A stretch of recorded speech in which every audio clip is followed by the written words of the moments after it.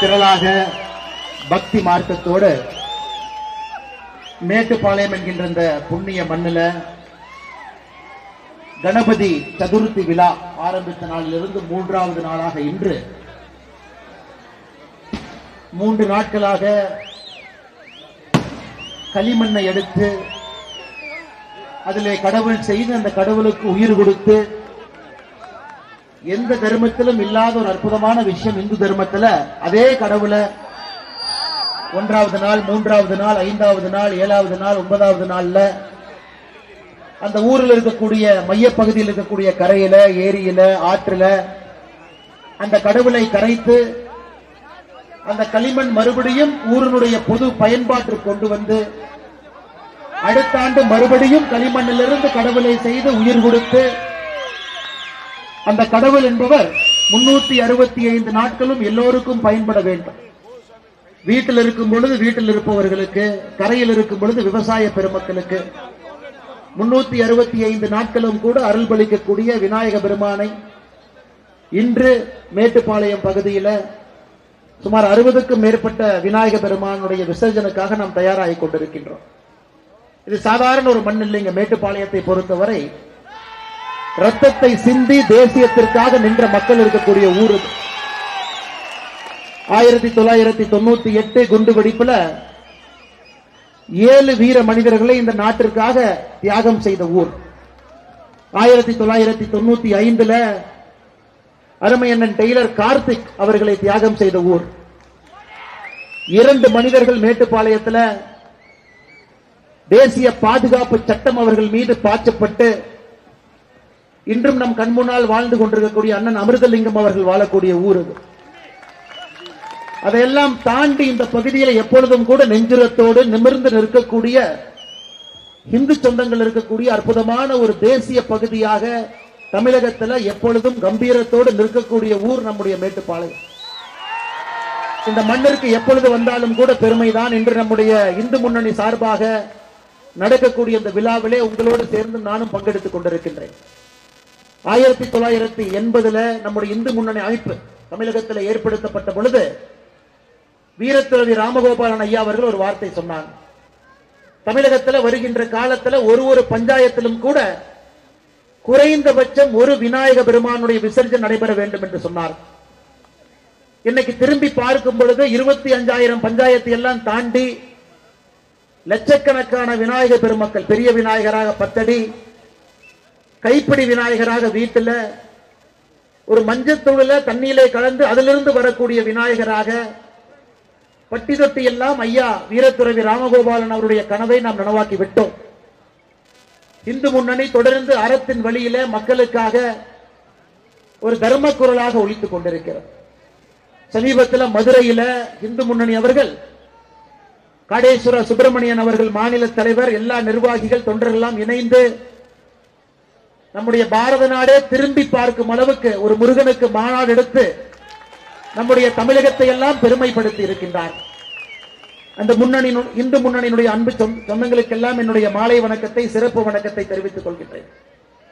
அன்பு சொந்தங்களே, இந்த நிகழ்ச்சி பொதுக்கூட்டம் நடப்பதற்கு மிக முக்கிய காரணமாக இருக்கக்கூடிய இந்த நிகழ்ச்சியினுடைய தலைமை பொறுப்பை ஏற்றிருக்கக்கூடிய இந்து முன்னணியினுடைய கோவை கோட்டத்தினுடைய செயலாளர் அருமை அண்ணன் ராஜ்குமார் அவர்கள், முன்னிலை வகிக்கக்கூடிய கோயம்புத்தூர் வடக்கு மாவட்டத்தினுடைய செயலாளர் அருமை அண்ணன் சதீஷ்குமார் அவர்கள், வரவேற்புரை நல்கிவிட்டு அமர்ந்திருக்கக்கூடிய கோயம்புத்தூர் வடக்கு மாவட்டத்தினுடைய துணைத் தலைவர் அண்ணன் தங்கவேல் அவர்கள், வாழ்த்துறை வழங்குவதற்காக வந்திருக்கக்கூடிய பாரதிய ஜனதா கட்சியினுடைய மாநில பொதுச்செயலாளர் ஏபி முருகானந்தம் அவர்கள், மேடையில் இருக்கக்கூடிய பாரதிய ஜனதா கட்சியினுடைய மாநில செயலாளர் அண்ணன் நந்தகுமார் அவர்கள், மேடையில் இருக்கக்கூடிய எல்லா இந்து முன்னணி இயக்கத்தினுடைய பொறுப்பாளர்கள், சிறப்பு அழைப்பாளர்களாக ஊர்வலகத்தை காவி கொடி அசைத்து துவங்கி வைப்பதற்காக வந்திருக்கக்கூடிய ரமேஷ் அண்ட் கம்பெனி நிறுவனத்தினுடைய உரிமையாளர் அண்ணன் சஞ்சய் சங்கலா அவர்கள், NSV பூண்டு மண்டியினுடைய தலைவராக இருக்கக்கூடிய மேட்டுப்பாளையம் அனைத்து இந்து சமுதாய சங்கத்தினுடைய தலைவராகவும் இருக்கக்கூடிய அண்ணன் NSV ஆறுமுகம் அவர்கள்,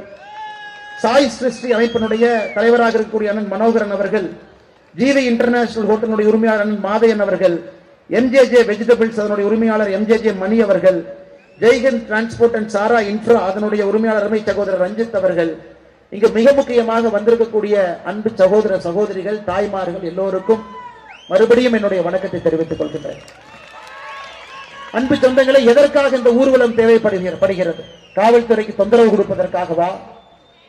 இல்ல விநாயகர் சதுர்த்தி ஆரம்பித்த நாளிலிருந்து ஒரு பந்தல்லும் ஒரு காவல்துறை நிற்கணும், இரவு நேரத்தில் ஒரு காவல்துறை, பகல் நேரத்தில் ஒரு காவல்துறை, ஊர்வலம் செல்வதற்கு ஒரு வண்டியில காவல்துறை, போகின்ற பாதையில் எல்லாம் ஆயிரக்கணக்கான காவல்துறை, அவர்கள் நிற்க வைப்பதற்காக நாம் ஊர்வலம் நடத்துகின்றோமா? தமிழகத்திலே இந்த நிலைமை கொண்டு வந்ததற்கு காரணம் யார்? எல்லா ஊரிலும் கூட அமைதியாக எந்தவித அடக்குமுறையும் இல்லாமல் நடைபெறக்கூடிய விநாயகர் சதுர்த்தியினுடைய ஊர்வலம் தமிழகத்தில் மட்டுமே ஒரு புதிய விநாயகர் சிலையை ஒரு ஆண்டு புதிதாக வைக்க வேண்டும் என்றால் 1008 கட்டுப்பாடுகளை தாண்டி ஒரு விநாயகர் சிலையை கொண்டு வந்து வைக்க வேண்டும். 2021 திராவிட முன்னேற்ற கழகத்தினுடைய ஆட்சி வந்த பிறகு அந்த ஆண்டு உங்களுக்கு ஞாபகம் இருக்கும்.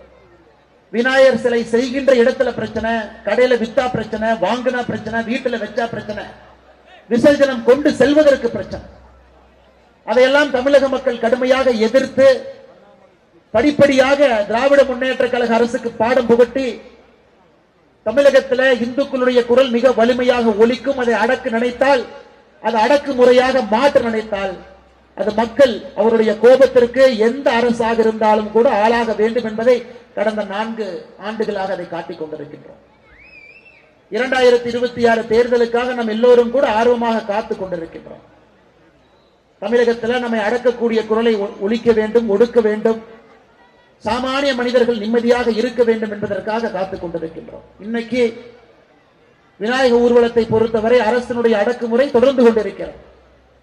ஒரு சிலையை வைப்பதற்கு 1008 கேள்விகளுக்கு பதில் சொல்ல வேண்டியிருக்கு.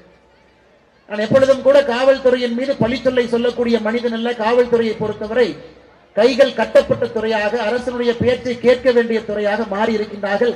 அது தவறு காவல்துறையின் மீது இல்ல. காவல்துறையை பொறுத்தவரை கம்பீரமாகத்தான் இருக்கிறார். ஆனா அரசு என்னை காவல்துறையை ஏவல் துறையாக மாற்ற முயற்சித்து நிறைய பிரச்சனைகள் இருக்கு. அதனால் இந்த ஆண்டு காவல்துறை நண்பர்கள் அவர்கள் கடினமான பணிச்சுமை தான் நம்ம சொல்லிட்டு போயிடலாம். ஆனா காவல்துறையை பொறுத்தவரை இரவு நேரத்தில், பகல் நேரத்தில் கடினமான பணிச்சுமை. ஆட்சிகள்லாம் மாறி காட்சிகள்லாம் மாறும் பொழுது மிக அமைதியாக எந்தவித அடக்குமுறையும் இல்லாத ஒரு விநாயகர் சதுர்த்தி ஊர்வலத்திற்காக நாம் எல்லாம் காத்துக் கொண்டிருக்கின்றோம். மகாராஷ்டிராவில் 1,50,000 மும்பையில மட்டும், மகாராஷ்டிரால மும்பையில மட்டும் 1,50,000 விநாயகர் சதுர்த்தி அன்னைக்கு 9 நாட்கள்ல விநாயகரை விசர்ஜனை செய்யறாங்க. 1,50,000. எங்கேயாவது பிரச்சனை நடக்குதா? எங்கேயாவது அடக்குமுறை நடக்குதா?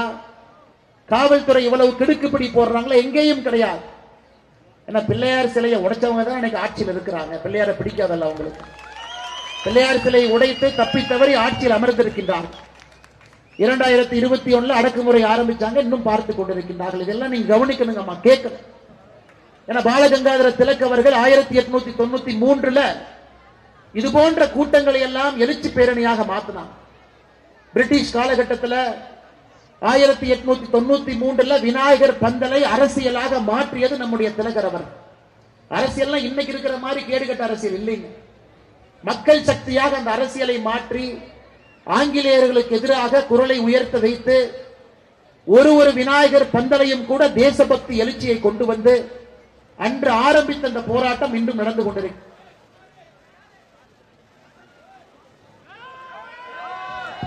அன்று ஆரம்பித்த அந்த போராட்டம் இன்றும் கூட நடந்து கொண்டிருக்கிறது. அதனால் நிச்சயமாக இந்த நேரத்தில் ஆயிரக்கணக்கான நம்முடைய சொந்தங்கள் நாம் பங்கேற்றுக் கொண்டிருக்கின்றோம். இந்த நிகழ்ச்சி இனிதே நடைபெறுவதற்கு மிக கடுமையாக பாடுபடக்கூடிய எல்லோரையும் கூட ஒரு நிமிடம் நாம் நினைத்து பார்க்க வேண்டும் என்பதற்காகத்தான் இதெல்லாம் சொல்றேன். எவ்வளவு கஷ்டப்பட்டு இதை நடத்தி கொண்டிருக்கின்றார்கள், நம்ம எல்லாம் ஒருங்கிணைத்துக் கொண்டிருக்கின்றார்கள்.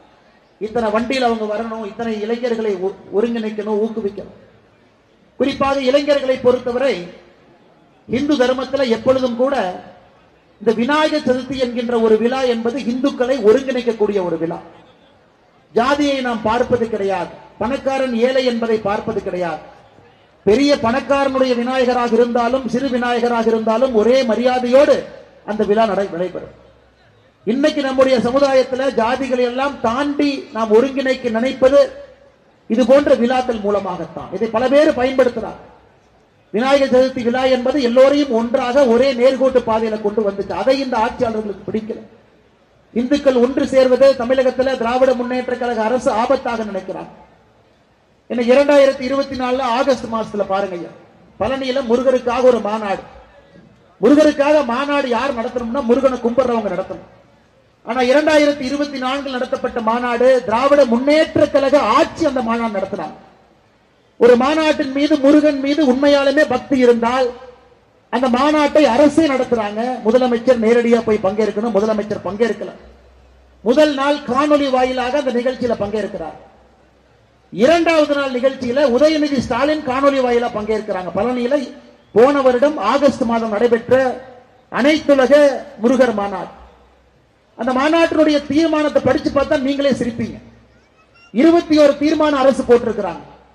8வது தீர்மானம், இந்து அறநிலைத்துறை அவர்கள் பகுதியில் இருக்கக்கூடிய திருக்கோவில்ல மாணவ செல்வங்களை எல்லாம் வரவழைத்து கந்த சஷ்டி கவசத்தை படிக்க வைக்கணுமா. அதை பாருங்க, எவ்வளவு ஆச்சரியம் பாருங்க. அதாவது 8வது தீர்மானம், இந்து அறநிலைத்துறை கோவில்கள் எங்க இருக்கோ அங்கே மாணவ செல்வங்களை அழைத்து கந்த சஷ்டி கவசம் பாராயணம் பாடுவதற்கு நாம் வாய்ப்படுத்தி கொடுக்க வேண்டும் என்று. ஆனா அந்த விழாவை முக்கிய விருந்தினர்களாக வரக்கூடியவர்களுக்கு சனாதன தர்மத்தை ஒழித்து கட்ட வேண்டும். சனாதன தர்மம் என்பது டெங்கு போகும்போது கொசு மாறி அதையெல்லாம் மிதிக்கணும். ஒரு பக்கம் பேசலாம். இன்னொரு பக்கம் இந்துக்களுடைய வாக்கு வங்கி வேண்டும், நம்ம ஆன்டி இந்தி கவர்மெண்ட் சொல்லிடக்கூடாது என்பதற்காக இது போற நாடகம். 2024 ஆகஸ்ட் மாதத்திற்கு பின்பு, இன்னைக்கு சரியா ஒரு வருஷம் ஆகுங்க, ஒரு வருஷம் ஆக போது, முடிய போது. ஒரு வருடத்துல எங்கேயாவது இந்து அறநிலைத்துறை அவர்களாக மாணவ செல்வங்களை அழைத்து கந்த சஷ்டி கவசம் எங்கேயாச்சும் படிக்க வச்சாங்களான்னு கேளுங்க.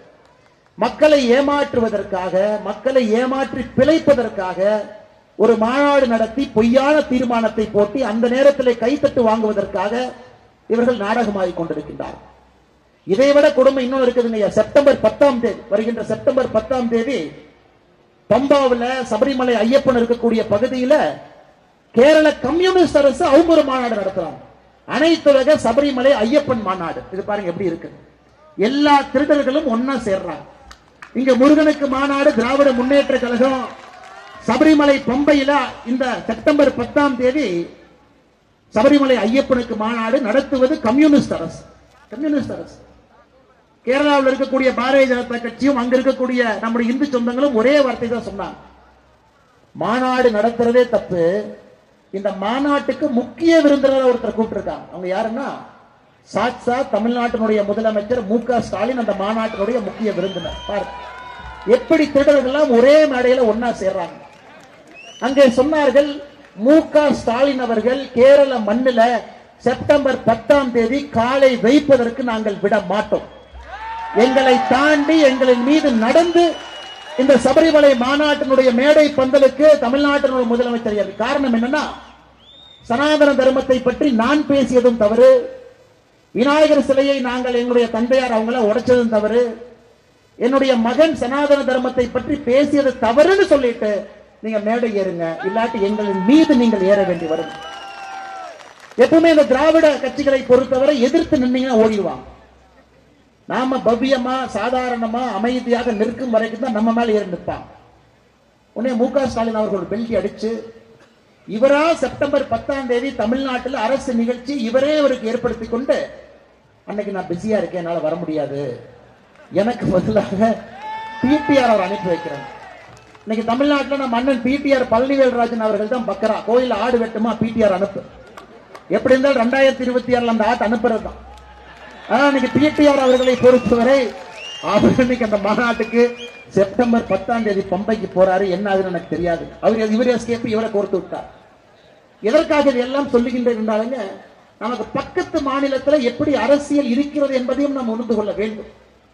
இன்னைக்கு இந்துக்கள் எல்லாம் ஒருங்கிணைந்து விட்டார்கள், வலிமையடைந்து விட்டார்கள். இந்து என்கின்ற வாக்கு வங்கி இந்தியாவிலே உருவாகிவிட்டது என்பது தெல்ல தெளிவாக தெரிகிறது. அதை நோக்கி ஒரு அரசியல் கட்சியும் படையெடுக்கிறாங்க, வேஷம் போடுறாங்க, மாநாடு நடத்துறாங்க. இன்னைக்கு மதுரையில எத்தனையோ பேர் மாநாடு நடத்திட்டாங்க. சமீபத்தில் யாரு மாநாடு நடத்தினாங்கன்னு உங்களுக்கு தெரியும். ஆனா மதுரையிலே எத்தனை மாநாடு நடத்தினாலும் சரித்திரத்திலே இந்து முன்னணியினுடைய முருகர் மாநாடு மட்டும்தான் நிற்கும். லட்சக்கணக்கான மனிதர்கள் மாநாடு நடைபெறுவதற்கு முன்பு வந்து ஆறுபடை முருகனையும் தரிசனம் செய்துவிட்டு போயிருக்கிறாங்க. அன்னைக்கு மட்டும் குறைந்தபட்சம் 7.5 லட்சம் பேர் மாநாட்டுக்கு வந்து பார்த்துட்டு அமைதியாக அவங்களே வீட்டில் கிளம்பி. ஆச்சரியம் பாருங்க, இந்து முன்னணி நடத்தக்கூடிய முருகர் மாநாட்டுக்கு எல்லாம் தமிழ்நாட்டை பொறுத்த வரைக்கும் அரசியல்வாதிகளுக்கு பெருமை என்னன்னா, தீபாவளிக்கு பொங்கலுக்கு ஒரு நடிகருடைய படம் ரிலீஸ் ஆனா 100 கோடி வசூலாச்சா, 50 கோடி வசூலாச்சா? தீபாவளிக்கு பொங்கலுக்கு டாஸ்மார்க்ல எவ்வளவு வசூலாச்சு? ஆனா முருகர் மாநாடு நடத்தப்பட்ட மதுரையில அங்க சுத்தி இருக்கக்கூடிய டாஸ்மார்க் கடையில 1 ரூபாய் கூட வருமானம் அதிகரிக்கவில்லை. என்ன சொல்றாங்க? எப்படிப்பட்ட கூட்டம் நம்மோடு இருக்கின்றார்கள், எப்படிப்பட்ட மனிதர்கள் நம்மோடு இருக்கின்றார்கள். இதெல்லாமே பாடம். தமிழகத்தில் இருக்கக்கூடிய அரசியல்வாதிகளுக்கு, நிறைய அரசியல் கட்சிகளுக்கு இது ஒரு பாடம். கட்டுக்கோப்பாக இந்து மக்கள் எப்படி இருப்பார்கள், அவருடைய நடவடிக்கை எப்படி இருக்கும் என்பதற்கு நல்ல ஒரு பாடம். அவங்களே மாநாடு முடிச்சுட்டு ஒரு மாநாடு நடத்துனீங்க, 1 லட்சம் சேர் போட்டீங்கன்னா குறைந்தபட்சம் ஒரு 600-700 சேர் உடையும், 1000 சேரே உடையும். இந்த மாநாட்டில் அவ்வளவு லட்சக்கணக்கான சேர் போட்டு ஒரு சேர் உடையல. மக்களே வந்து சேர் எடுத்து வச்சுட்டு போறாங்க, மக்களே அதை சுத்தம் பண்ணிட்டு போறாங்க. வீட்டுல கட்டு சாதத்தை கட்டிவிட்டு வந்து அவர்களே சாப்பிட்டு பொறுமையா போறாங்க. இது போன்ற ஒரு ஆட்சியாளர்களுக்காக, ஆட்சிக்காக தமிழகம் காத்திருக்கிறது. ஆட்சியாளர்கள் எப்படிப்பட்டவர்கள் வர வேண்டும், மக்களை எப்படி மதிக்க வேண்டும் என்று. மக்கள் எப்படி மதிக்கிறதுனா இன்னொன்று சொல்றாங்க. இன்னைக்கு உங்களுடன் ஸ்டாலின் அப்படின்னு அங்கங்க எல்லாம் ஒரு போர்டு வச்சிருக்கிறாங்க, எல்லாம் வாங்க வாங்கன்னு சொல்லிட்டு. இந்த ஹோட்டலுக்கு வெளியே நிப்பாங்கல்ல, அண்ணே வாங்கினே வாங்கின தோசை இருக்கு, இட்லி இருக்கு அப்படின்னு. அவங்களே இந்த உங்களுடன் ஸ்டாலின் ஒண்ணு போட்டுட்டு ஆள் இல்லாத கடையில டீ ஆத்துற மாதிரி 4 பேர் டீ ஆத்திட்டு இருக்காங்க. அங்க போய் எந்த அப்ளிகேஷன் கொடுத்தாலும் வேலையெல்லாம் நடக்காதுன்னு உங்களுக்கு தெரியும், எனக்கு தெரியும். ஆனா இன்னைக்கு சிவகங்கையில அடுத்த லெவலுக்கு போயிட்டாங்க. வாங்கினதெல்லாம் பண்டில் பண்ணி எடுத்து வைகை ஆத்துல போட்டு கிளம்பி போயிட்டே இருந்தாங்க. எதுக்கு பெட்டிஷனை வாங்கி அதை படிச்சு அதுக்கு ஒரு நம்பரை போட்டு யாரப்பா இதெல்லாம் சால்வ் பண்ணுவாங்க? தமிழகத்தினுடைய ஆட்சியினுடைய நிலைமை இப்படித்தாங்க இருக்கு. அதையெல்லாம் கூட இங்க இருக்கக்கூடிய சொந்தங்கள் நீங்கள் உற்று கவனித்துக் கொண்டிருக்கின்றீர்கள் என்பதை முழுமையாக நான் நம்புகின்றேன். அருமை சொந்தங்களே, இது மட்டும் இல்லைங்க, நாம் இன்று நன்றாக புரிந்து கொள்ள வேண்டும். இந்த பத்திரிகையில கூட நம்முடைய இந்து முன்னணியினுடைய அமைப்பாளர்கள் நண்பர்கள் மிக முக்கியமான விஷயங்களை நமக்கு சொல்லியிருக்கிறாங்க. இந்து தர்மத்தை பொறுத்தவரை நமக்கு முன்னாடி இருந்தவங்க பேணி காத்து நமக்கு கொடுத்துட்டு போயிருக்கலாம். நாம் இதை பேணி காத்து நம்முடைய சந்ததியருக்கு கொடுக்கும். நம்முடைய முன்னோர்கள் நமக்காக அவ்வளவு கோயிலை கட்டாங்க, அவர்களுக்காக கோயில் கட்டலைங்க. ராஜராஜ சோழன் அவருக்காக, குடும்பத்துக்காக அவ்வளவு பெரிய கோயில் கட்ட வேண்டிய அவசியம் இல்லை. ராஜேந்திர சோழன் கங்கை கொண்ட சோழபுரத்தில் அவ்வளவு பெரிய கோவில் கட்ட வேண்டிய அவசியம் இல்லைங்க, ஏரி கட்ட வேண்டிய அவசியம் இல்லை. அவர்கள் கட்டியதெல்லாம் வருங்கால சந்ததியர் கட்டியது. இன்னைக்கு பாருங்க, 1986 தமிழகத்துல திருக்கோவில்களுக்கு கீழே இருக்கக்கூடிய சொத்து வெறும் நிலம் மட்டுமே 5.5 லட்சம் ஏக்கர் இருந்த நிலம் இன்னைக்கு 4,78,000 ஏக்கர் தாங்க இருக்கு. காணாம போயிடுச்சு. 1 லட்சம் ஏக்கர் கிட்டத்தட்ட இந்து அறநிலைத்துறை கீழ் இருக்கக்கூடிய கோவில் சொத்து 1986 இருந்து கணக்கு போடுங்க, இன்னைக்கு 39 வருஷம். 39 ஆண்டுகள்ல 1 லட்சம் ஏக்கர் நிலத்தை சராசரியாக நாம் தமிழகத்துல இந்த ஆட்சியில இழந்திருக்கின்றோம். கோவில காணோம். திருச்செந்தூர்ல மட்டுமே ரொம்ப ஆச்சரியம் என்னன்னாங்க, ஆயிரக்கணக்கான பசுவை கோயிலுக்கு கொடுக்கிறார். கடைசியாக நடத்தப்பட்ட ஆய்வின்படி 11,000 மாட்டை காணோம், கொடுத்த மாட்டை காணோம். இதெல்லாம் இப்ப சமீபத்தில் பேப்பர்ல பார்த்த புதுக்கோட்டையில ஒரு கோவில்ல ஒரு உண்டியல் வச்சிருக்கிறாங்க. மக்கள் சரி சாமி இருக்கிறாங்கப்பா, 10 ரூபாயா 1 ரூபாயா போட்டாங்க. ரொம்ப நாள் கழிச்சுதான் மக்களுக்கு தெரிஞ்சது அது கோயில் உண்டியல்ல, பக்கத்து வீட்டுல திமுக கார வச்ச உண்டியல். அதை ஜோக்கல் அடிக்கலைங்க. புதுக்கோட்டையில் இப்பதான் கைது பண்ணி உண்டியலை மட்டும் இல்ல, அந்த உண்டியலை வச்ச திமுக காரனை இப்பதான் கைது பண்ணாங்க. எப்படி எல்லாம் யோசிக்கிறாங்க பாருங்க, எப்படி எல்லாம் யோசிக்கிறாங்க பாருங்க. ஒரு பக்கம் நிலத்தை காணா, ஒரு பக்கம் மாட்டை காணா. வடிவேல் என்ன சொன்ன மாதிரி கிணத்தை காணாங்கிற மாதிரி மாட்டை காணா. புதுக்கோட்டையில அடுத்த லெவலுக்கு போயிட்டாங்க. நாமளே ஒரு கோயிலை உருவாக்குனா மக்களுக்கு குழப்பம். மக்களுக்கு இது அறநிலைத்துறை கோவிலா, தனியார் கோவிலா, இல்ல இது ஆகம சாஸ்திரத்தின்படி இருக்கிற கோவிலா, இல்ல உள்ளூர் மக்கள் கோவிலா? உண்டியல் வைத்து இத்தனை ஆண்டு காலமாக வசூல் பண்ணி யாரோ அதை கண்டுபிடிச்சு கம்ப்ளைண்ட் கொடுத்து புதுக்கோட்டையில ஒருத்தர் கைது பண்ணிருக்கிறாங்க. அதற்கு நாம் இன்று கேள்வி கேட்கணும். 1 லட்சம் ஏக்கரை 39 வருஷத்துல இழந்துட்டோம்னா இன்னும் மிச்சம் இருக்கிறது 4,78,000 ஏக்கர். நம்முடைய பேர குழந்தை கேட்கும். இன்னைக்கு ஒருத்தர் மதுரையில சொல்றாரு, அங்கிள் அங்கிள். அங்கிள்கிட்ட அவர் கேட்க வேண்டிய கேள்வி இதான கேட்கணும். அங்கிள்கிட்ட அவர் கேட்க வேண்டிய கேள்வி, 1 லட்சம் ஏக்கர் கோவில் நிலத்தை காண அங்கிள், எங்க அங்கிள் போச்சுன்னு கேட்கணும். அதை விட்டுட்டு அங்கிள்கிட்ட எதோ கேள்வி அந்த அங்கிள் கேட்டுட்டு இருக்கார். 2 பேரும் அங்கிள் தான், யாருல இளைஞர்கள் ரெண்டு அங்கிள் மாத்தி மாத்தி அவர்களுக்குள்ள இந்த அங்கிள் இவர் கேட்கிறாரு, இந்த அங்கிள் அவர் கேட்கிறார். இதை கேட்க வேண்டிய கடமை நமக்கு இருக்கு. 2 அங்கிள் ஒதுங்கி போங்க, இந்த 1 லட்சம் ஏக்கருக்கு முதல் எங்களுக்கு அக்கௌண்ட் கொடுங்க. அடுத்து பாருங்க, 17,000 கோவில்ல ஒரு கால பூஜை கிடையாது. ஒரு கால பூஜை இன்னைக்கு இந்து அறநிலைத்துறை இருக்கக்கூடிய மொத்தம் 4,78,000 ஏக்கர் காணாம போன ஏக்கர்லாம் விட்டுட்டு 4,78,000 ஏக்கர் சம்பாதிக்கக்கூடிய சொத்துக்களின் மூலமாக வெறும் 300 கோடி ரூபாய். திருப்பதி ஏழுமலையான் உங்களுக்கு தெரியுங்க ஐயா, திருப்பதி ஏழுமலையான தமிழ்நாட்டில் உங்களுக்கு இத்தனை கோயில் 46,000 கோயிலை சேர்க்கிறேன். திருப்பதி ஏழுமலையான சமீபத்தில் ஸ்டேட் பேங்க் ஆஃப் இந்தியா மதிப்பீடு செய்தாங்க. ஏழுமலையான் கோவிலுடைய சொத்து என்ன, வங்கியில எவ்வளவு இருக்கு, தங்கம் எவ்வளவு, இந்தியால 970 இடத்துல ப்ராப்பர்ட்டி வச்சிருக்கிறாங்க, தமிழ்நாட்டில் கோயில் வச்சிருக்கிறாங்க. 2,50,000 கோடி ரூபாய் திருப்பதி ஏழுமலையானுடைய மொத்த மதிப்பு. கோவில் சொத்து, வங்கியில் இருக்கக்கூடிய பணம் 970 இடத்துல அவர்கள் இருக்கக்கூடிய 2,50,000 கோடி. தமிழ்நாட்டினுடைய மொத்த பட்ஜெட் 3 லட்சம் கோடி. கணக்காக ஒரு கோவிலை சிறப்பாக நடத்தினால் அந்த கோவிலுடைய சொத்து மதிப்புக்கு ஏழுமலையான் ஒரு உதாரணம். தமிழ்நாட்டில் 4,78,000 ஏக்கரும் சேர்ந்து போன ஆண்டு தமிழக மக்களுக்கு கோவில் மூலமாக வந்த வருமானம் வெறும் 300 சில்லற கோடி, 330 கோடி ரூபாய் சராசரியா வந்துச்சு. ஏன்? கோவில் நிலத்தை போய் பார்த்தீங்கன்னா நல்லா பாருங்க, ஆர்டிஐ போட்டு பாருங்க. திமுக காரங்க ஒரு கடை கட்டி இருப்பான், 99 வருஷத்துக்கு லீஸ் போட்டு எடுத்திருப்பாங்க. ஒரு மாதத்திற்கு வாடகை 1 ரூபாய் இருக்கக்கூடிய கட்டடங்கள் இருக்கு. ஒரு மாதத்திற்கு வாடகை. அதான் கேள்வி கேட்கணும். அந்த சொத்துக்களை மீட்கணும், நியாயமான வருமானத்தை பெருக்கணும். 6 கால பூஜை நடத்துவதற்கு நாமளே எல்லாம் செஞ்சிடலாங்க. யாருகிட்டையும் போய் கை கட்டி நிக்க வேண்டாம். முறையாக தமிழகத்தில் இருக்கக்கூடிய 46,000 கோவிலை பராமரித்தால் தமிழ்நாட்டுக்கு பட்ஜெட் போடலாம், மத்தியான உணவு திட்டத்துக்கு பணம் கொடுக்கலாம். இன்னைக்கு காலையில இப்ப பாருங்க, இன்னைக்கு காலையில போய் காலை உணவு திட்டத்துக்கு முதலமைச்சர் உட்கார்றாரு. ஒரு அல்வா ஒரு பக்கம், நமக்கு காலை உணவு திட்ட மாணவர்களுக்கு உப்மா. இன்னைக்கு இவங்க திராவிட மாடல் ஆட்சி, திராவிட மாடல் ஆட்சி வளர்ந்துருச்சுன்னு சொல்லி கடைசியாக உப்மா கிண்டி நம்முடைய சொந்தங்களை, குழந்தைகளை ஸ்கூல்ல போய் உப்மா சாப்பிட வைத்திருப்பதுதான் இவருடைய ஆட்சியினுடைய சாதனை இத்தனை ஆண்டு காலமா. அதையெல்லாம் கூட தமிழகத்தில் இருக்கக்கூடிய 46,000 கோவில்கள் எல்லாத்தையும் பார்த்துக்கணையா, யாருகிட்டையும் கை கட்டி நிற்க வேண்டிய அவசியம் இல்லை. விடுதலை கொடுக்கணும். அறநிலைத்துறையினுடைய கையிலிருந்து கோவில்களுக்கு விடுதலை தேவை. வீரத்திருவி ராமகோபாலன் ஐயா அவருடைய ஆன்மா முழுமையாக சாந்தி அடைவது தமிழகத்தினுடைய கோவில்கள் இந்து அறநிலைத்துறையினுடைய கையில் இருந்து வெளியே வரும் பொழுதுதான் வீரத்திருவி ஐயாவுடைய ஆன்மா உண்மையா சாந்தி அடையும் ஐயா. அதற்காக ஒரு நாளும் பாடுபட வேண்டிய கட்டாயம் நமக்கு இருக்கு. அதையெல்லாம் தாண்டி இன்னொன்னு பாருங்க, நம்ம சொல்லுவோம் இடிப்பது கோயில், படிப்பது ராமாயணம் அப்படிங்கிற மாதிரி. நீ படிக்கிறது ராமாயணம், இடிக்கிறது கோவில். அதுபோல்தான் இன்னைக்கு ஆட்சியில கோவிலை இடிக்கிறது எவ்வளவு வேகமா ஓடி வருவாங்க. ஒரு கோவில் இருக்கு, அந்த கோவிலை இடிக்கணும் அப்படின்னா முதல்ல கிளம்பி வருவான். டாக்குமெண்ட் காமி, ரெக்கார்டு காமி, அதை காமி, இதை காமி. அதையே தான் நாங்க கேட்கிறோம். 4,78,000 ஏக்கர்ல இருக்கக்கூடிய நிலத்துக்கு டாக்குமெண்ட் முதல்ல கொடுங்க. அதுல வரக்கூடிய வருமானத்தை சொல்லுங்க. உலகத்துல எல்லாருமே, நம்ம எல்லாருமே டாக்ஸ் கட்டுறோம் ஐயா. நம்ம டாக்ஸ் கட்டலினா கூட அரசு நம் மீது கண் வைக்குது.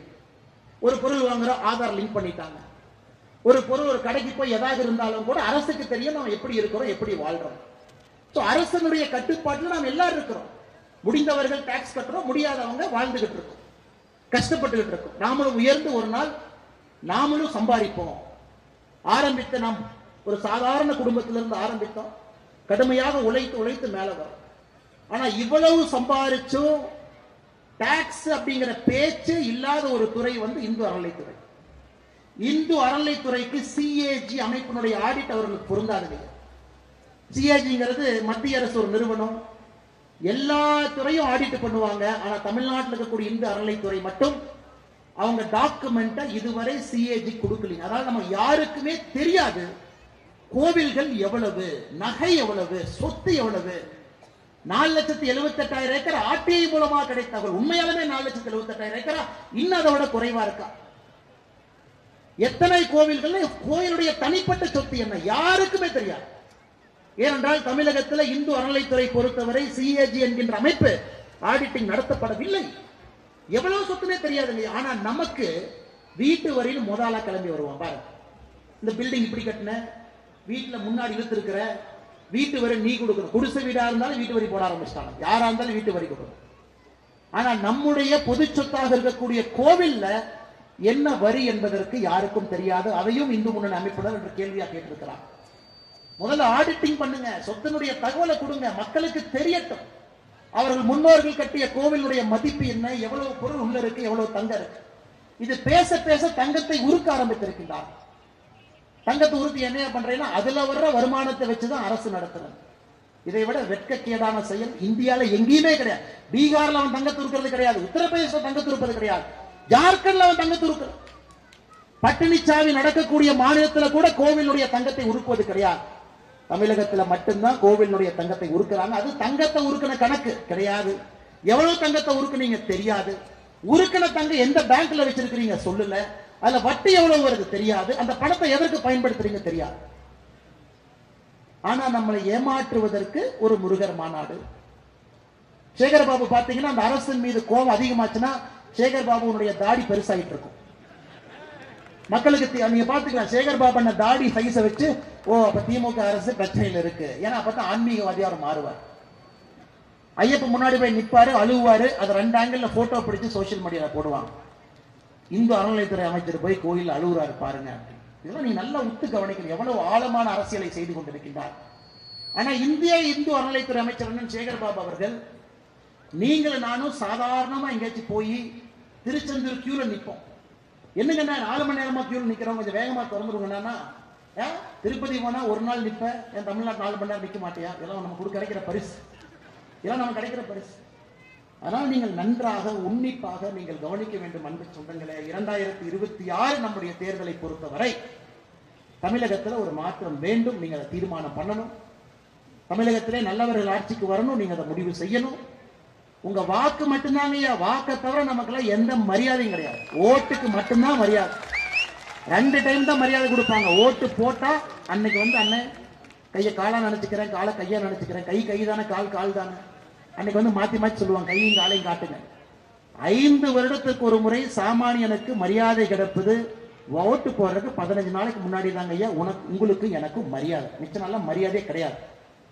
எதுக்கு பெட்டிஷன் கொடுத்தீங்கன்னா அண்ணன் KKSS ராமச்சந்திரன் இருக்காரு, சூப்பரா பண்ணுவார். பெட்டிஷன் கொடுத்தீங்கன்னா டம்னு தலைமை அடிப்பார். எதுக்கு பெட்டிஷன் தூக்கிட்டு அண்ணன் பொன்முடி மேடை மீது வந்தாருன்னா ஓசி ஓசி ஓசிம்பா. ஜாதிகள் இல்லையடி பாப்பான்னு பாடின பாரதியார் ஊர்ல மேடையின் மீது உட்கார்ந்து இருந்தா அதே பொன்முடிய மக்களை பார்த்து ஏன் தம்பி நீ எஸ்சி தானே கை தூக்கு. இவர்கள் பிச்சை போட்டு நாம் படிப்பதை போல் அதெல்லாம் நீங்க நல்லா கவனிச்சுங்க. அந்த கடைசி 1 வருஷ டிராமா அதை விட்டுருங்க. இது சினிமா நடிகர் மேக்கப் போட்டு இப்படி குத்துனா 4 பேர் பறக்கிற மாதிரி எல்லா டிராமாவும் இந்த 1 வருஷம் பண்ணுவாங்க. இவர்கள் இப்படித்தான் என்பதை நீங்கள் உணர்ந்து விட்டால் நீங்க மாற்றத்திற்கு ஒரு காரணக்கர்த்தர்களாக காரணிகளாக மாறிவிடுவீர்கள். நீங்கள் அதை செய்ய வேண்டும் என்று அன்பான வேண்டுகோள் உங்களுக்கு வைக்கிறேன். விநாயகரை பொறுத்தவரை நமக்கு தெரியும், எந்த கடவுளுக்கும் இல்லாத தனிச்சிறப்பு நம்முடைய விநாயகருக்கு இருக்குங்க. திராவிட முன்னேற்ற கழகத்தினுடைய கட்சி நண்பர்கள் சொல்லுவாங்க, விநாயகர் நம்ம கடவுளே இல்லாத வட இந்தியா கடவுள். அது ரிக் வேதம், யஜூர் வேதம், சாம வேதம், அதர்வண வேதத்துல தான் சொல்லி இருக்கிறாங்க, இங்க சொல்லவே இல்லை. அவர்களுக்கு யாராவது போய் நம்முடைய அவ்வை பாட்டி விநாயகர் அகவல் 1400 ஆண்டுகளுக்கு முன்பு விநாயகருக்காக விநாயகர் அகவல் எழுதினாங்க. 1400 ஆண்டுகளுக்கு முன்பு அதுல சொல்றாங்க, விநாயகரை பார்த்து சொல்றாங்க, பாலும் தெளி தேனும் பாகும்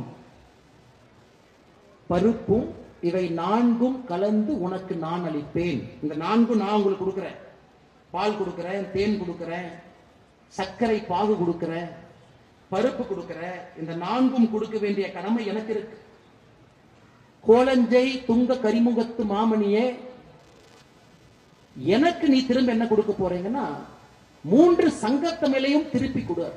இயலிசை நாடகம் 3 எனக்கு கொடு விநாயகரே, நாங்க 4 உனக்கு தர்றோம். அதனால்தான் ஒரு எளியவர் வீடு யார் வீடாக இருந்தாலும் கூட இந்த 4ம் நம்மளால கொடுக்க முடியும். ஒரு பால விநாயகர் கொடுக்கலாம், தேனை கொடுக்கலாம், சக்கரை பாவை நாமளே செஞ்சு கொடுக்கலாங்க, பருப்பு கொடுக்கலாம், விநாயகருக்கு பிடித்தது. இது 4ம் நான் கொடுக்கின்றேன். எனக்கு நீங்க சங்கத்தமிழ் 3ஐயும் கொடுங்க, இயலிசை நாடகத்தை சொல்லிக் கொடுங்க. அதனால்தான் நம்முடைய ஒரு குழந்தையும் படிப்பதற்கு முன்பு முதல்ல போடுற கையெழுத்து விநாயகர் கையெழுத்தை போட்டுட்டு தான் நம்ம ஆரம்பிப்போம். ஒரு புதிய விஷயத்தை ஆரம்பிப்பதற்கு முன்பு விநாயகரை வைத்தது ஆரம்பிப்போம். படிக்க வேண்டும் என்றால் விநாயகருடைய பாடலை பாடித்தான் குழந்தைய படிக்க ஆரம்பிக்கும். அப்படிப்பட்ட ஒரு பெருமை விநாயகருக்கு இருக்கு. எளியவர்கள் யாராக இருந்தாலும் வலியவர்கள் யாராக இருந்தாலும் இந்த ஒரு கடவுளை பொறுத்தவரை சமமாக எல்லோரும் கொண்டாடலாம். இன்னொரு தனிச்சிறப்பு பாருங்க, ஒரு களிமண் எடுத்து அந்த களிமண்ல விநாயகர் செய்யறோம். அந்த களிமண்ணுக்கு உயிர் ஊட்டுகின்றோம், வீட்டில் வச்சு உயிர் ஊட்டுகின்றோம். அதே உயிர் கொடுத்த கடவுளை நாமளே எடுத்துட்டு போய் ஊர்னுடைய புதரத்துல கரைக்கிறோம். எந்த ஒரு தர்மத்தில் இது போல் இருக்கும் பாருங்க. அதே உயிர் கூட்டப்பட்ட கடவுளை நாம பொது இடத்துல நாம போய் விசர்ஜனம் பண்றோம். ஏன்? இந்த கடவுள் வீட்டில் இருக்கும் வரை நமக்கு பயன்படுவார். பொது இடத்துல ஏரி குளத்துல போய் கடவுளை விசர்ஜனம் செய்யும் பொழுது ஊர் ஏரி குளத்துல ஏரியில களிமண் சேர வேண்டும்.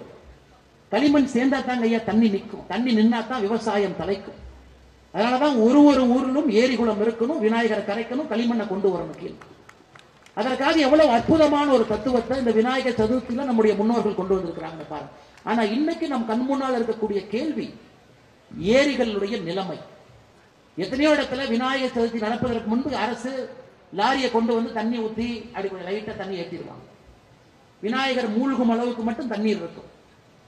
அதன் பிறகு விநாயகர் அவர்கள் மூழ்ந்த பிறகு உள்ளே களிமண் எல்லாம் சேர்ந்த பிறகு காலையில ஜேசிபி கொண்டு வந்து அந்த மண்ணை தோண்டுவாங்க. இதற்கு காரணம் நாம் இல்லைங்க, நாம ஏரி இருக்கிறதுல தான் நாம கரைக்க முடியும். விவசாயம் தோற்று விட்டது, ஏரி குளங்கள் அரசு சரியாக பராமரிக்கவில்லை என்பதற்கு இதைவிட சான்று என்ன வேணும்? எல்லா குப்பை தண்ணியும் ஊர் ஏரியில கொண்டே விடுறோம், சுத்தரிக்கப்படாத எல்லா தண்ணியும் கொண்டே விடுறோம். அதனால இங்க இருக்கக்கூடிய இளைஞர்கள் நாம் எல்லோருமே ஒரு சங்கல்படுத்துறோம். இன்னைக்கு விநாயகருக்கு நாம் கொடுக்கக்கூடிய மரியாதை, இவ்வளவு சிறப்பாக விமர்சையாக விநாயகரை எடுத்து சென்று கரைப்பதற்காக நாம் காட்டக்கூடிய அந்த சங்கல்பம், நம் ஊரினுடைய ஏரியை பாதுகாப்பதற்கு நாம் காட்ட வேண்டும் என்கின்ற அன்பான வேண்டுகோள் வைக்கிறேன். அது நம்முடைய பொறுப்புங்க. அரசெல்லாம் தோத்துட்டாங்க ஐயா. அரசு தோத்தனாலதான் ஏரி இல்லாம வாழ்ந்து கொண்டிருக்கின்றோம். நாம் இன்னைக்கு ஒரு சங்கல்பம் எடுக்கணும். நம்ம ஏரி இளைஞர்கள் இத்தனை பேர் நாம் இருக்கிறோம். வருஷத்துக்கு நான் 15-20 நாள் கொடுத்து நம்ம ஏரியை சுத்தம் பண்ணுவோம். கொடி செடி எல்லாம் புடுங்கி போடுவோம். ஜேசிபி நாங்களே வாடகை கொண்டு வந்து தோண்டி ஆழப்படுத்துவோம். மழை வரும்போது தண்ணீரை தேக்குவதற்கான வசதிகளை ஏற்படுத்துவோம். ஒரு மழை பெய்யும் பொழுது அந்த ஏரியில முதல் வருஷம் தண்ணி தேங்காது, நிலத்தடி நீர் இருப்போம். ஆனா 3 ஆண்டுகள்ல ஏரியில தண்ணி வந்து அதை சுத்தப்படுத்தி மண்ணை தோண்டி சரியாக பராமரித்தால், அந்த ஏரிக்கு தண்ணி வரக்கூடிய பாதைகளை எல்லாம் சரிப்படுத்தி விட்டால் 3 ஆண்டுகள்ல நிச்சயமாக நம் கண் முன்னால் தண்ணி நிற்கும். அதை நாம மேட்டுப்பாளையத்தில் செய்யணும். நாம் எல்லோரும் ஒருங்கிணைத்து அதை செய்தி காட்டணும். நகராட்சி, மாநகராட்சி, அரசு, இந்த ஆபீசர் அந்த ஆபீசர் அதை விடுங்க. சம்பளத்துக்கு தான் நீங்க 10 பேர் வேலை செய்யறாங்க. உணர்வுக்காக வேலை செய்வர்கள் மிக குறைவு. அவங்களை நம்ம தப்ப சொல்ல வேண்டாம். அவங்களை பிழிஞ்சுதான் 10 பேர் வேண்டா வெறுப்பாகத்தான் அரசு வேலையில் இருக்கிறாங்க. இன்னைக்கு காவல்துறை கிடைக்கக்கூடிய சம்பளத்துல எவ்வளவு கஷ்டப்படுறாங்க பாருங்க. நான் காவல்துறையை சார்ந்த ஒரு மனிதன் என்பதற்காக நான் தொடர்ந்து பேசுவேன். அவ்வளவு 30,000 40,000 18 மணி நேரம் டியூட்டி. அதனால் நாம் இந்த வேலையை எடுத்து செய்வோம். அதற்கும் இந்து முன்னணி முன்னிற்க வேண்டும் என்பது என்னுடைய ஆசை. காரணம், இந்து முன்னணி ஒரு வேலை எடுத்தா நிச்சயமா சக்சஸ் பண்ணிடுவாங்க. அவர்களுக்கு அந்த திறமை இருக்கு. ஏன்னா அவர்கள் அரசியல் கட்சி இல்லை, எதை எதிர்பார்ப்பதில்லை, எலெக்ஷன் நிற்க வேண்டும் என்கின்ற அவசியம் இல்லை. அவங்க மக்கள் பணி. இந்துக்களுக்காக பாடுபடக்கூடிய நம்முடைய இந்து முன்னணி இயக்கம் இதை ஒரு போர்க்கால அடிப்படையில் இதை எடுத்து தமிழகத்தில் ஏரி குளம் எல்லாம் சுத்தப்படுத்தி நீர் தேங்குவதற்கான வசதிகளை ஏற்படுத்தி கொடுப்பார்கள் என்ற நம்பிக்கையோடு கடுமையாக பணி செய்யக்கூடிய காவல்துறைக்கும் இந்த நேரத்தில் நன்றி தெரிவித்து, அதே நேரத்தில் மேடையில் அண்ணன் அவர்கள் சொன்னதெல்லாம் உண்மைதான். இன்னைக்கு காவல்துறையுடைய கைகள் கட்டப்பட்டிருந்தாலும் கூட பேனாக்கு ஒரு வலிமை இருக்கு. தவறு யாரு செய்தாலும் வழக்கு பதிவு செய்ய வேண்டும். தவறு யாரு செஞ்சாலும் நடவடிக்கை எடுக்கணும். அப்பதான் காவல்துறையினுடைய உடைக்கு ஒரு கம்பீரம் இருக்கும். அதையும் நிச்சயமாக நம்முடைய காவல்துறை பரிசீலித்து நடவடிக்கை எடுப்பார்கள். தவறு யார் செய்தாலும் கூட விடமாட்டார்கள். அரசியலுடைய அதிகாரத்திற்கு அடிபணிய மாட்டார்கள் என்கின்ற நம்பிக்கையோடு மேடையில் இருக்கக்கூடிய எல்லா நம்மளோட அற்புதமான தலைவர்கள் வாழ்க்கையை அர்ப்பணித்து முழுமையாக இந்து மக்களுடைய வாழ்வியல் சித்தாந்தத்திற்காக, வாழ்வு முன்னேறுவதற்காக போராடி கொண்டிருப்பவர்கள் மேடையில் என் மீது இருக்கின்றார்கள். நிறைய குழந்தைகள் வந்திருக்கிறாங்க, ரொம்ப சந்தோஷம். இந்த குழந்தைகள்லாம் வந்து இது போன்ற நிகழ்வுகளை பங்கேற்றால் மட்டும்தான் உணர்வு வரும். அதனால் குழந்தைகளை தைரியமாக இந்த நிகழ்ச்சிக்கு அழைத்து சென்று வந்த எல்லா தாய்மார்களுக்கும் மிக அமைதியாக, எந்த ஊர்லயும் அம்மா புடவை கட்டின ஒரு அம்மா அவ்வளவு எளிதாக தரையில் உட்கார மாட்டாங்க. புடவை கட்டியிருக்கிற ஒரு அம்மா அவ்வளவு எளிதாக தலையில் உட்கார மாட்டாங்க. ஆனா இந்த இயக்கத்துல நம்முடைய இந்து மக்கள், நம்முடைய சொந்தங்கள் தைரியமாக பெண்கள் வந்து தரையிலே அமர்வார்கள், குழந்தையை கூட்டிக் கொண்டு வருவார்கள். இந்த நிகழ்ச்சி நமக்காக நடக்கக்கூடிய நிகழ்ச்சி, அறத்தின் சாட்சியாக நடக்கக்கூடிய நிகழ்ச்சி என்கின்ற நம்பிக்கை வைத்து இங்க வந்திருக்கக்கூடிய எல்லா தாய்மார்களுக்கும், நம்முடைய மூத்தவர்கள், அவங்க நிறைய பார்த்துட்டாங்க, குண்டுவெடிப்பு பார்த்துட்டாங்க, கலவரத்தை பார்த்துட்டாங்க, நம்பிக்கையோடு இருக்கின்றார்கள். தமிழகத்திலே மாற்றம் வரும், நம்பிக்கையோடு இருக்கின்றார்கள். இந்து குரலுக்கு ஒரு நாள் இந்த மண்ணிலே சத்தியம் இருக்கும் என்கின்ற நம்பிக்கையோடு வந்திருக்கக்கூடிய மூத்தவர்களுக்கு, பெரும் திரளாக வந்திருக்கக்கூடிய இளைஞர்களுக்கு பொறுப்பு அதிகமாக உங்களுக்கு இருக்கிறது. யாருக்கும் இல்லாத பொறுப்பு நமக்கு இருக்கு. நாம் நடந்து கொள்ளக்கூடிய விதம், நம்முடைய பண்பாடு, நம்முடைய செயல்முறை, நாம் முன்னோடியாக இருந்து காட்ட வேண்டும். இளைஞர்கள் நீங்கள் இருப்பீர்கள், இருந்து கொண்டிருக்கின்றீர்கள் என்கின்ற நம்பிக்கை பெரும் திரளாக வந்திருக்கக்கூடிய எல்லோருக்கும், குறிப்பாக கடைகண்ணில் இருக்கக்கூடிய எல்லா அன்பு சொந்தங்கள் எல்லாம் நமக்காக இன்னைக்கு லீவ் விட்டு எல்லாம் இருக்கிறாங்க. அவர்களுக்கும் இந்த நேரத்தில் அன்பான வாழ்த்துக்களை தெரிவித்து, பாரதிய ஜனதா கட்சி என்னுடைய தாய் இயக்கம், இங்கே போராடி கொண்டிருக்கக்கூடிய பாரதிய ஜனதா கட்சியினுடைய அந்த பகுதியினுடைய நீங்கள் எல்லாம் ஏக மனதோடு முடிவு செய்து சேர்மனாக ஆக்கி இன்று முன்னாள் சேர்மனாக உங்களுக்கு பணிபுரிந்து கொண்டிருக்கக்கூடிய அருமை அண்ணன் சதீஷ் அவர்கள், மேட்டுப்பாளையம் என்ற நகர் இந்த பகுதியினுடைய ஒன்றிய தலைவராக இருக்கக்கூடிய அண்ணன் KRS சரவணன் அவர்கள், மாவட்டத்தினுடைய பொதுச் செயலராக இருந்து மிக கடுமையாக சித்தாந்தத்தின் அடிப்படையில் பணி செய்யக்கூடிய விக்னேஷ் அவர்கள், மாவட்டத்தினுடைய செயலராக இருக்கக்கூடிய உமா சங்கர் அவர்களுக்கு மிகச் சிறப்பாக பணி செய்து கொண்டிருக்கின்றார்கள். தொடர்ந்து உணர்வோடு பணி செய்ய வேண்டும் என்பதை அன்போடு அவர்களுக்கு அறிவுறுத்தி, இங்க இருக்கக்கூடிய எல்லோருக்கும் நன்றி தெரிவித்து, மேடையில் இருக்கக்கூடியவர்களுக்கு எனக்கு வாய்ப்பு கொடுத்ததற்காக நன்றி தெரிவித்து என்னுடைய உரையை முடித்துக் கொள்கின்றேன். நன்றாக இந்த நிகழ்ச்சி நடைபெறட்டும், மிகச் சிறப்பாக விசர்ஜன் நடைபெறட்டும். அந்த அனைவருக்கும் மனமார்ந்த நன்றிகள். பாரத் மாதா கி.